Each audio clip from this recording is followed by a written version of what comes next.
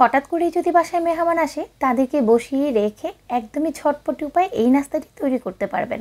চা হওয়ার আগে আগেই তৈরি হয়ে যাবে এই নাস্তাটি, এতটা সহজ আর মজাদার।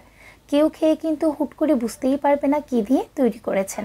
তো চলুন আজকে নাস্তার রেসিপিটি তৈরি করা যাক। তার আগে আমার ভিডিওটি কোথা থেকে দেখছেন সেটা অবশ্যই কমেন্ট করে জানাতে ভুলবেন না। রেসিপিটি তৈরি করার জন্য আমরা একটা বাটিতে একটা ডিম নিয়ে নিয়েছি, তার সাথে আমি স্বাদ অনুযায়ী চিনি নিয়ে নিচ্ছি। আপনারা মিষ্টির পরিমাণটা যে যতটুকু খেতে পছন্দ করেন সেই অনুযায়ী দিয়ে দিবেন। এবারে চিনি আর ডিমটাকে খুব ভালো করে একটা হ্যান্ড উইক্স দিয়ে মিশিয়ে নেব।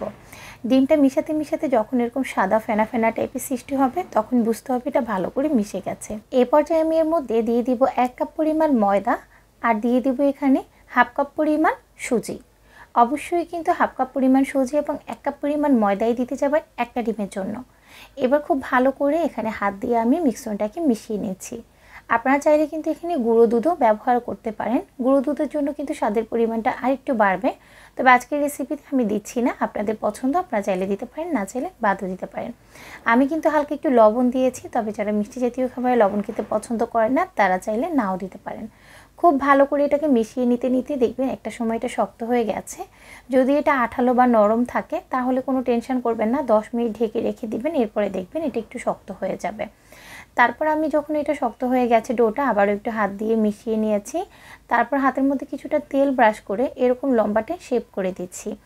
এই প্রত্যেকটা পিঠাকে আমি এরকম লম্বাটে করে শেপ করে দিব। পিঠার মাঝখানটা একটু মোটা থাকবে আর দুই পাশটা একটু সরু করে আমি শেপটা করে দিয়েছি। প্রত্যেকটাকে আমি এইভাবে বানিয়ে নিয়েছি আর অন্য সাইডে চুলার মধ্যে আগে থেকে তেল গরম করতে বসিয়ে দিয়েছিলাম। তেলগুলো একটু ভালো করে যখন গরম হয়ে যাবে তখন আমি প্রত্যেকটা পিঠা এখানে তেলের মধ্যে দিয়ে দিচ্ছি। চুলার আঁচটা কিন্তু লো হিটে রেখে পিঠাগুলোকে প্রথমে একটু ভেজে নিচ্ছি। চুলার আঁচটা হাই হিটে রাখলে কিন্তু পিঠাগুলো পুড়ে যাবে, তখন কিন্তু আবার ভিতরে হবে না। পিঠাগুলো যখন ভাজা শুরু হবে তখন দেখবেন যে নিজে থেকেই উপরে উঠে আসছে, মানে তেলের উপরে ভেসে আসছে। তখন বুঝবেন যে আপনাদের ডোটা পারফেক্ট ছিল এবং আপনার পিঠাগুলোও কিন্তু পারফেক্টভাবেই তৈরি হচ্ছে। এ পর্যায়ে আমি পিঠাগুলোকে ভালো করে উল্টে পাল্টে দিচ্ছি। আর এই যে দেখেন পিঠাগুলোর মাঝখান থেকে কি সুন্দর করে একটু ফেটে ফেটে গেছে। আপনার ডোটা যখন পারফেক্ট হবে তখন পিঠাগুলো ভাজার সময় কিন্তু এরকম একটু ফেটে ফেটে যাবে, যেটা দেখতে ভীষণ ভালো লাগে। তো এবার পিঠাগুলো যখন একটু ব্রাউন কালার হয়ে গেছে তখন আমি এগুলোকে নামিয়ে নিয়েছি। আর এই যে দেখেন এখন আপনাদের সাথে একটু পরিবেশন করছি। কত সুন্দর হয়েছে না পিঠাগুলো, দেখতে যতটা সুন্দর হয়েছে খেতে কিন্তু ততটাই মজা। বাসায় যদি হুট করে কোনো মেহমান আসে তাহলে কিন্তু তাদেরকে বসিয়ে রেখে আপনি এই পিঠাটা বানাতে পারবেন। চা এক চুলায় দিয়ে দিবেন আর অন্য পাশে এই পিঠাটা বানিয়ে নেবেন। খুবই সহজে বানানো যায় আর খেতে কিন্তু দারুণ মজা। একটা পিঠা এখন ভেঙে একটু আপনাদেরকে দেখাচ্ছি ভেতরটা কেমন হয়েছে।